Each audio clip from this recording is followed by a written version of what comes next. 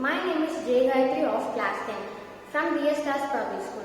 I am here to share a piece of information about Dheeran Chinnamalai's birthday. Dheeran Chinnamalai's real name is Tirthagiri. Tirthagiri was the second son of Rathinasamy and Periyattar, who was born in 17 April 1756 and who was later called Dheeran Chinnamalai. He fought many battles against the British East India Company successfully, including the battle at Kaveri in 1801, Odanile in 1802 and battle at Arachallur in 1804. He caught by the British and anchored the Sanpuri Fort in Salem district on the day of Adi Perukku on July 31, 1805. Dheeran Chinnamalai built a fort after the death of Tipu Sultan and fortified his position.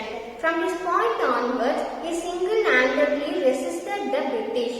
He fought without leaving his fortress and this place came to be known as Odanile. Thank you.